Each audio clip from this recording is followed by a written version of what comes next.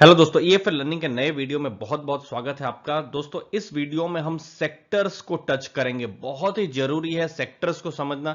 अभी हम बात करते हैं इन्वेस्टर्स से तो कहते हैं इन्वेस्टर्स की 14,500 के आसपास निफ्टी है, बहुत महंगा है। ये सेंसेक्स भी 50,000 के आसपास ये है, बहुत ही महंगा है। तो हम इस वीडियो में एनालाइज करेंगे कि कौन सा सेक्टर ऐसा है जो महंगा है और कौन सा सस्ता है, तो आपको कुछ आइडिया मिल सके स्टॉक सिलेक्शन के समय। तो टोटल 12 सेक्टर्स है जिनका हम डेटा लेकर आए हैं। 2020 तक के एंड का पूरा डेटा है इसमें।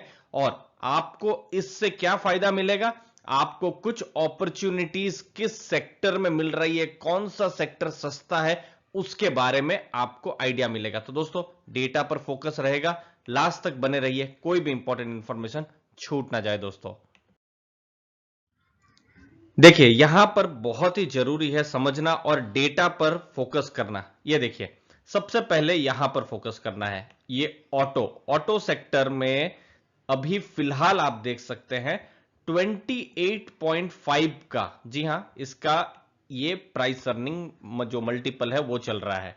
और जो 10 साल का जो एवरेज है वो है 15.4।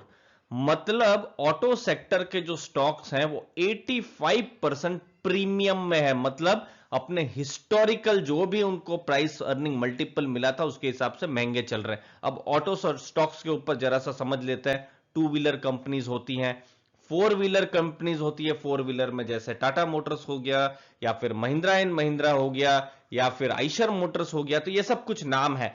यहां दोस्तों इस वीडियो में बहुत सारे नाम भी मैं लूंगा, लेकिन वो सब स्टॉक रिकमेंडेशन के लिए नहीं है, जस्ट समझाने के लिए और लर्निंग के लिए। अगला जो दूसरा सेक्टर है कंज्यूमर स्टेपल्स, 66 टाइम्स प्रीमियम, मतलब महंगा है अपने जो भी एवरेज है। अब कंज्यूमर स्टेपल्स में क्या है, एक्सक्लूडिंग टोबैको, यहां पर आईटीसी को पहले ही बाहर कर दिया, तो इसमें आईटीसी नहीं आ रहा है। अब कौन से जो स्टॉक्स होते हैं, जैसे हिंदुस्तान यूनिलीवर हुआ, ब्रिटानिया हुआ, टाटा कंज्यूमर हुआ, नेस्ले हुआ, मेरिको हुआ, तो ये सब कुछ कंपनियां हैं। तो वो सब का अगर एक एवरेज मिलाए 10 साल का तो 33.5 के आसपास आता है, जो कि अभी बढ़कर 55.7 है।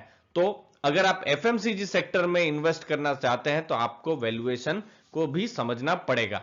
अगला कौन सा है, कंज्यूमर डिस्क्रिशनरी सेक्टर। दोस्तों ये बिगनर अगर आप हैं तो बहुत जरूरी है समझना। डिस्क्रिशनरी मतलब क्या होता है, ऐसा खर्चा जो आप ना करें तो भी चल सकता है। जैसे कि आपने एक रेफ्रिजरेटर लिया या फिर एक एसी लिया, ये बिल्कुल बुनियादी जरूरत नहीं है, लेकिन जैसे स्टेपल्स में बिल्कुल बुनियादी जरूरत होती है, जैसे साबुन है, तेल है, ये सब। तो जैसे टाइटन जैसी कंपनी हुई, वर्लपुल हुई, वोल्टास हुई, आप यहां पर एशियन पेंट्स को ले सकते हैं। तो ये सब कुछ डिस्क्रिशनरी खर्चे हैं जो आपके पास एक्स्ट्रा पैसे हो तो आप कर सकते हैं। जैसे तो उसमें अगर आप देखेंगे तो 58% यहां पर प्रीमियम है। लेकिन यहां पर एक और चीज बता दूं दोस्तों, कंज्यूमर डिस्क्रिशनरी सेक्टर भी एक ऐसा सेक्टर है जो कि उम्मीद है पिछले अगले अगले 8-10 सालों में या अगले 5-10 सालों में बहुत ही अच्छा ग्रो करेगा। क्योंकि लोगों के पास जैसे जैसे पैसा आएगा, भारत जैसे जैसे ग्रो करेगा, लोगों के पास पैसा आएगा, तो इन सब चीजों की मांग बढ़ेगी। जैसे हुआ एसी हुआ, या रेफ्रिजरेटर हुआ, या फिर ज्वेलरी जैसे टाइटन जैसा स्टॉक है, तो वो सब चीजों की डिमांड तो बढ़ेगी ही दोस्तों। अगला सेक्टर है फार्मा। देखिए, फार्मा में अगर आप देखें तो ये 15% के प्रीमियम में है। दोस्तों 2020 में कुछ फार्मा फंड्स ने तो 70-80% तक रिटर्न दिए। तो फार्मा ने तो बहुत अच्छा बुल रिटर्न तो 2020 में दे दिया है। अभी फिर 25.3 का पी है और ये 22 के आसपास इसका लॉन्ग टर्म एवरेज। अब फार्मा कंपनियां क्या क्या होती है, जैसे सिप्ला हो गई, सन फार्मा हो गई, औरविंदो फार्मा हो गई। तो ये सब कुछ एग्जांपल है फार्मा कंपनी के। फिर देखिए प्राइवेट बैंक्स अगर आप देखें तो ये 3% के प्रीमियम में है, मतलब बिल्कुल ठीक ठाक वैल्यूएशन में जो भी उनका एवरेज जो भी था। और ये देखिए, ये प्राइस टू अर्निंग नहीं है। जनरली बैंक्स को, एनबीएफसी को प्राइस टू बुक के रेशियो में जनरली कैलकुलेट किया जाता है। तो 2.5 का 2.6 है दोस्तों। अब यहां पर क्या हो गया दोस्तों, कौन से एग्जांपल हो गए, जैसे एचडीएफसी बैंक हो गया, कोटक महिंद्रा बैंक हो गया, एक्सिस बैंक हो गया, इंडसइंड बैंक हो गया। तो ये सब कुछ एग्जांपल्स हैं। मेटल एंड माइनिंग, ये देखिए थोड़ा सा रेड कलर आपको बहुत देर बाद देखने को मिला। ये सस्ते में सेक्टर थोड़ा सा मिल रहा है, करंट 9.2 के आसपास है इसका प्राइस अर्निंग और 10.4। लेकिन मेटल सेक्टर से मैं बहुत ही ज्यादा थोड़ा सा कॉशियस रहता हूं, क्योंकि ये साइक्लिकल है, ये कभी भी ऊपर जाता है नीचे जाता है, तो इस साइक्लिकल को समझना बहुत जरूरी है। अब मेटल सेक्टर में क्या कुछ स्टॉक्स हो गए, हिंडाल्को जैसे हो गया, सेल हो गया, वेदांता हो गया, तो ये सब एनएमडीसी जैसा स्टॉक है, तो ये सब कुछ स्टॉक्स है जो कि इस सेक्टर में है।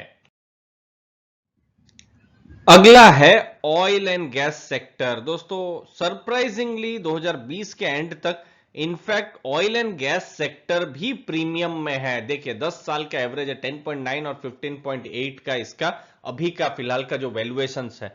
ऑयल एंड गैस की जो कंपनियां हैं, आप ऑयल इंडिया को ले सकते हैं या फिर ओएनजीसी को अपस्ट्रीम में ले सकते हैं, या डाउनस्ट्रीम में आप भारत पेट्रोलियम को या हिंदुस्तान पेट्रोलियम को, इन सब कंपनियों को ले सकते हैं।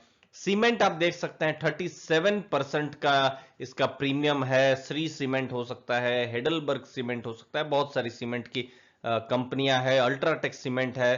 फिर आईटी सर्विसेज 2020 में फार्मा की तरह आईटी सेक्टर ने भी बहुत अच्छा रिटर्न दिया है और अभी ये लगभग 32% के प्रीमियम में है। कंपनियां बड़ी बड़ी जैसे टीसीएस हो गई या इंफोसिस हो गया, टेक महिंद्रा जैसी कंपनी हो गई, तो इन सब कंपनियों में अभी फिलहाल आपको वैल्यूएशन कंफर्ट उतना शायद ना मिले।